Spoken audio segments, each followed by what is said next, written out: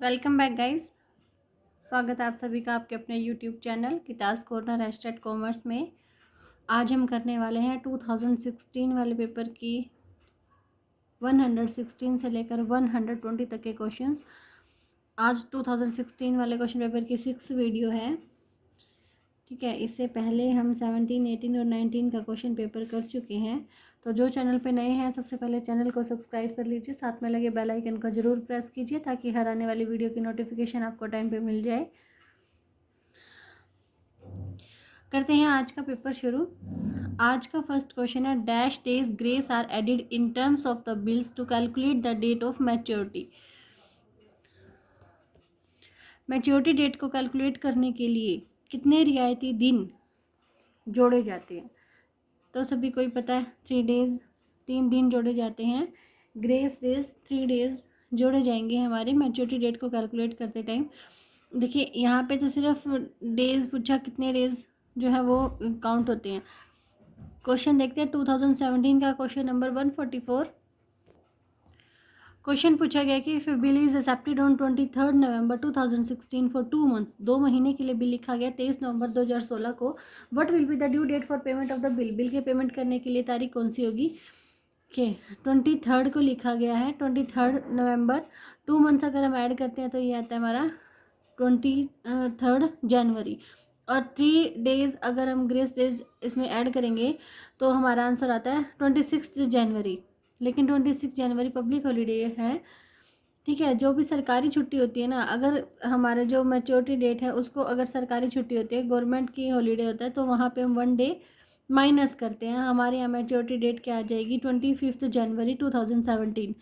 और अगर emergency holiday आ जाता है उस दिन, जिस दिन की मैच्योरिटी डेट है, तो वहाँ पे 1 डे जो है प्लस कर देंगे बजाय कि माइनस करने के। नेक्स्ट क्वेश्चन है हमारा, the goal of financial management is to. वित्तीय प्रबंधन का उद्देश्य कौन सा है? आंसर है maximise the wealth of equity share holder, कि जो इक्विटी शेयर होल्डर है उनके धन को अधिकतम किया जाए। अदर ऑप्शंस में थे प्रेफरेंस शेयर होल्डर के धन को अधिकतम किया जाए, या फिर maximise the wealth of debenture ऋण पत्र धारियों के धन को अधिकतम किया जाए, या फिर maximise the profit of equity share holder समतांशधारियों के प्रॉफिट को मैक्सिमाइज किया जाए। तो हमारा आंसर हो जाएगा वेल्थ को मैक्सिमाइज किया जाएगा। क्यों हो जाएगा? तो एक पढ़ते हैं फाइनेंशियल मैनेजमेंट होती क्या है और इसके गोल्स क्या है। फाइनेंशियल मैनेजमेंट क्या है? It refers to that branch of management, ये प्रबंध की उस शाखा से संबंधित है, which is concerned with the effective acquisition and use of money, यानी कि मनी, पैसे को कैसे प्राप्त करना है और उसका कैसे प्रयोग करना है, इफेक्टिव यूज़ उसका जैसे करना है, ये हमारा फाइनेंशियल मैनेजमेंट में डिसाइड किया जाता है। फाइनेंशियल मैनेजमेंट में 3 बातें शामिल होती हैं। एक तो डिफरेंट बिजनेस एक्टिविटीज़ के लिए कितने कितने फाइनेंस की रिक्वायरमेंट है। Activities operating, investing and financial activities, उन सभी के लिए कितने कितने फाइनेंस की रिक्वायरमेंट है। सेकेंडली, फाइनेंशियल मैनेजमेंट में देखा जाएगा कि इस फाइनेंस को अब डिफरेंट फाइनेंशियल रिसोर्सेज से कितनी कितनी हमारी मात्रा में प्राप्त करना है। और थर्ड में देखेंगे कि जो डिफरेंट बिजनेस एक्टिविटी है उनसे प्राप्त होने वाले प्रॉफिट को कैसे हमें डिस्ट्रीब्यूट करना है। ठीक है, ये सारा फाइनेंशियल मैनेजमेंट यानी कि overall relate to finance management. Goals of financial management, अब गोल से हमारा क्वेश्चन का आंसर था ना कि कौन सा गोल है। अब गोल्स पढ़ते हैं इसके सारे। फर्स्ट गोल क्या है? प्रॉफिट को मैक्सिमाइज करना।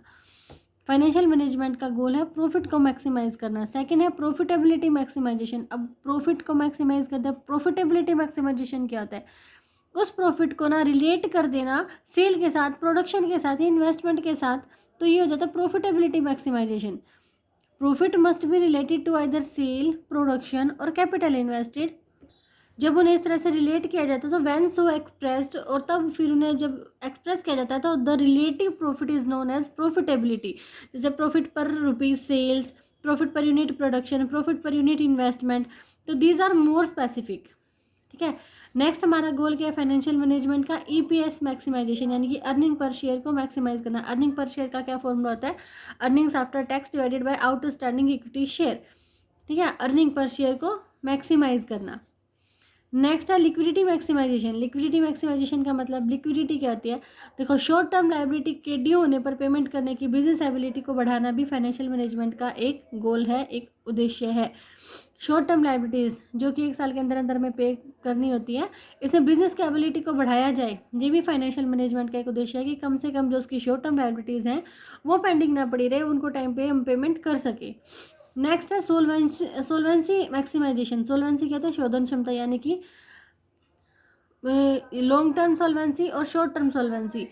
इसमें जो भी बिजनेस ने लोन ले रखे हैं बाहर से, जो भी उसने डेप्ट उठाए हैं, चाहे वो लॉन्ग टर्म है चाहे वो शॉर्ट टर्म है, जो सॉल्वेंसी पावर है कंपनी की उसको मैक्सिमाइज किया जाए, ये भी फाइनेंशियल मैनेजमेंट का एक गोल होता है। नेक्स्ट है मिनिमाइजिंग ऑफ रिस्क। जोखिम को कम से कम किया जाए, ठीक है, रिस्क कम से कम आए, कंपनी के ऊपर कोई भी रिस्क ना आए, ये फाइनेंशियल मैनेजमेंट में ध्यान रखा जाता है।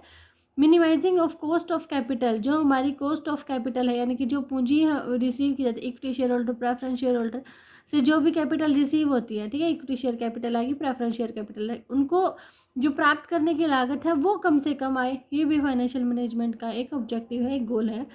Minimising of duration of control. Duration of control का मतलब है कि जो जो कंट्रोल किया जाता है वो कमज़ोर ना पड़े, ठीक है, इसको कम से कम किया जाए, ये है कमजोरी, और इसको भी कम से कम किया जाए, ये भी हमारा फाइनेंशियल मैनेजमेंट का एक गोल होता है। देखिए नेक्स्ट है वेल्थ मैक्सिमाइजेशन। ये हमारे क्वेश्चन का आंसर था। वेल्थ मैक्सिमाइजेशन क्या होता है? It means maximisation of the net worth of the business, ठीक है, व्यवसाय की संपत्ति को बढ़ाना भी हमारा इसका फाइनेंशियल मैनेजमेंट का एक गोल है। In other words increasing the market valuation of equity share, यानी कि कंपनी की अगर इक्विटी शेयर की मार्केट वैल्यू ज़्यादा होगी तो इट मीन्स नेटवर्थ भी ज़्यादा है कंपनी की। लास्ट है maximisation of economic value added. Economic value added क्या है? ये एक मॉडर्न कंसेप्ट है फाइनेंशियल मैनेजमेंट की। इकोनॉमिक वैल्यू एडेड का फॉर्मूला होता है NGPAT minus INTE, it means EVA, economic value added. Economic value added formula है NGPAT, यानी कि net generating profit, net generating profit after tax but before interest and dividend. Net generating profit after tax but before interest and dividend में से हम minus कर देंगे cost of combined capital, INTE, cost of combined capital. Economic value added को निकालने का formula net generating profit after tax but before interest and dividend divided minus by, minus करेंगे cost of combined capital, ठीक है। Next question जो है वो 2011 में भी आया था, ठीक है, 16 में आया, 11 के बाद 16 में। On admission of a new partner, एक नया पार्टनर जब एडमिशन लेता है तो increase in the value of asset is debited to. देखिए जब भी नया पार्टनर एडमिशन लेता है तो वहाँ पे क्या बनता है? एसेट और लाइबिलिटी को रिवैल्यूएट किया जाता है और रिवैल्यूएशन अकाउंट क्रिएट किया जाता है। तो यहाँ पे एंट्री क्या होती है? जब हमारा रिवैल्यूएशन अकाउंट नॉमिनल अकाउंट होता है, ठीक है, debit all the expenses and losses, credit all the income and gain. अब ये एसेट की वैल्यू बढ़ रही है तो ये हमारा गेन हो जाएगा, और नॉमिनल अकाउंट के रूल के अकॉर्डिंग इसको रिवैल्यूएशन अकाउंट के क्रेडिट में डाल देंगे, एंट्री हो जाएगी asset account debit to revaluation account. तो क्वेश्चन था कि भाई क्या डेबिट किया जाता है? डेबिट क्या किया जा रहा है? एसेट अकाउंट को डेबिट किया जा रहा है। अदर ऑप्शन है profit and loss adjustment account, old partners capital account, new partners capital account, सारे ही गलत हो जाएंगे। नेक्स्ट क्वेश्चन है 119 question. Dash is the process of entering in the ledger the information given in the journal. Ledger posting करना, देखो बोला ही क्या जाता है? लेजर पोस्टिंग करना। पोस्टिंग करना कहलाता है वो information given in the journal. Journal में से जब लेजर में अकाउंट हम बनाते हैं तो उसे क्या बोलते हैं? पोस्टिंग। अदर ऑप्शंस में है जर्नलाइजिंग। जर्नलाइजिंग क्या होता है? जर्नल एंट्री करना। डबल एंट्री क्या होता है? जब भी कोई एंट्री की जाएगी कंपनी इस बिजनेस में अंदर, यानी कि व्यवसाय की पुस्तकों में जब भी कोई लेखा किया जाएगा तो कम से कम 2 अकाउंट में एंट्री की जाएगी, एक के डेबिट में दूसरे के क्रेडिट में। This is called double entry system. Narration क्या होता है? नरेट करना। जो भी एंट्री कर रहे हैं उसके नीचे एक छोटी सी लाइन लिखी जाती है नरेशन के रूप में कि ये एंट्री जो है वो कौन सी एक्टिविटी की करी गई है। तो यहाँ पे हमारा क्वेश्चन था कि कौन सी ऐसी प्रोसेस है जो लेजर में एंटर करने को, जो इन्फॉर्मेशन जर्नल में दी गई है उसको अब लेजर में डालना है, तो ये क्या कहलाएगा? ये कहलाएगा पोस्टिंग। नेक्स्ट क्वेश्चन है grouping of activities on the basis of product line is a part of.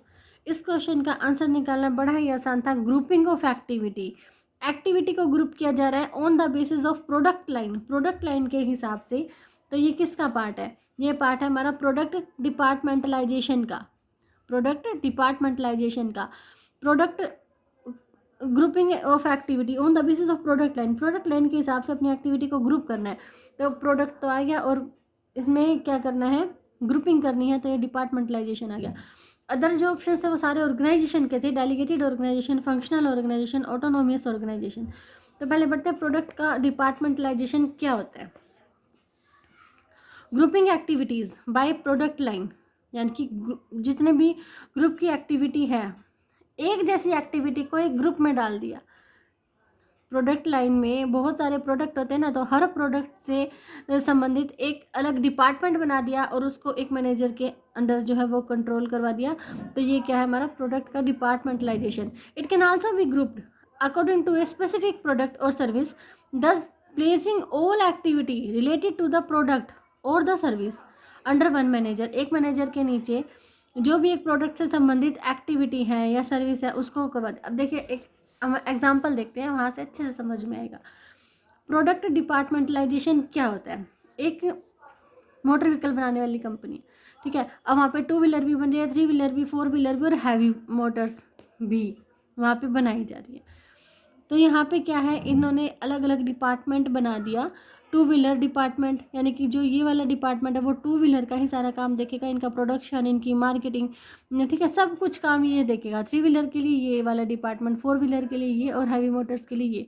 तो ये सारे ही डिपार्टमेंट अपने अपने व्हीकल्स के बारे में सारा काम देखेंगे। यह प्रोडक्ट का डिपार्टमेंटलाइजेशन, इनकी प्रोडक्ट को बांट दिया है, अलग अलग डिपार्टमेंट के नीचे छोड़ दिया है। अब जैसे एक और एग्जाम्पल है, OBM कंपनी है, वो क्या कर रही है, इतने सारे प्रोडक्ट बना रही है। इसने क्या करा, स्मॉल हाउस होल्ड एप्लीकेंट्स को एक डिपार्टमेंट में रख दिया, लार्ज हाउस होल्ड एप्लीकेंट्स को एक में, फिर कमर्शियल जो एप्लीकेंट्स हैं उनको अलग में रख दिया, बिल्डिंग मटेरियल एंड प्रोडक्ट को उसको अलग डिपार्टमेंट में, लोन एंड गार्डन प्रोडक्ट को एक डिपार्टमेंट में एंड ऑटोमोटिव प्रोडक्ट को एक डिपार्टमेंट में।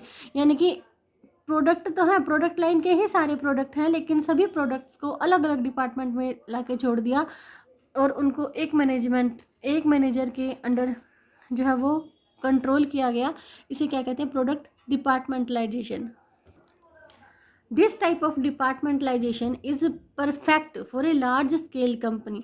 ठीक है, तो दिख ही रहा है ना कि एक लार्ज स्केल कंपनी है जो कि इतने सारे प्रोडक्ट बना रही है, that wills with multi product, बहुत सारे प्रोडक्ट जहाँ पे बन रहे हैं, तो वहाँ पे ही ये जो है सूटेबल होता है। इसको बोलते हैं हिंदी में उत्पाद विभागीयकरण। It groups all the activity related to the delivery and development of product in a specific department। यानी कि वही डिपार्टमेंट देखेंगे प्रोडक्शन कैसा हो रहा है, मार्केटिंग कैसे करनी है, उसकी डिलीवरी कैसे करनी है, इवन कोई अगर इनोवेशन है उस फील्ड में, उस जो भी प्रोडक्ट उस डिपार्टमेंट को दिया गया है उसके लिए कोई भी इनोवेशन काम करना है, तो वो डिपार्टमेंट ही सारा काम देखेगा। ठीक है, अदर ऑप्शंस में थे डेलीगेटेड ऑर्गेनाइजेशन। अब नाम है क्या, डेलीगेशन तो सभी को पता है ना क्या होता है। डेलीगेशन ऑर्गेनाइजेशन उसी को बोलते हैं जिसमें in this organisation shifting of decision making authority भी दे दी एज वेल एज रिस्पॉन्सिबिलिटी। अगर किसी का काम को करने की रिस्पॉन्सिबिलिटी हम अपने लोअर डिवीजन को सौंप रहे हैं, तो साथ में उसको अथॉरिटी भी सौंपना for the result from one organisational level to another lower one. ठीक है, ऊपर वाला जब नीचे वाले को रिस्पॉन्सिबिलिटी के साथ साथ अथॉरिटी भी सौंप देगा, तो ये क्या हो जाएगा, डेलीगेटेड ऑर्गेनाइजेशन। नेक्स्ट है फंक्शनल ऑर्गेनाइजेशन, यानी कि जितने फंक्शन है ना उसके हिसाब से अलग अलग डिपार्टमेंट बन जाते हैं। यहाँ पे भी a functional organization is a common type of organizational structure in which the organization is divided into small groups based on specialized functional areas such as IT, finance, marketing. ठीक है, ये अलग अलग डिपार्टमेंट है, सभी अपना अपना काम देखते हैं, एक दूसरे के बीच में कोई भी नहीं आता। ऑटोनोमियस ऑर्गेनाइजेशन, ऑटोनोमियस का हिंदी मीनिंग होता है स्वायत्त शासित, यानी कि जो बस अपनी मर्जी से काम करते हैं, किसी और के अंडर ये काम करना नहीं पसंद करते। एन ऑटोनोमियस ऑर्गेनाइजेशन गवर्न्स और control itself rather than being control by anyone else, यानी कि किसी और का कोई कंट्रोल नहीं है, वो खुद से ही अपना सारा ऑर्गेनाइजेशन जो है चला रहे हैं। तो ये थे आज की 5 क्वेश्चन। अगर आपको पसंद आए तो प्लीज़ लाइक करें, वीडियो को शेयर करें। ठीक है, मिलते हैं नेक्स्ट वीडियो में, बाय बाय।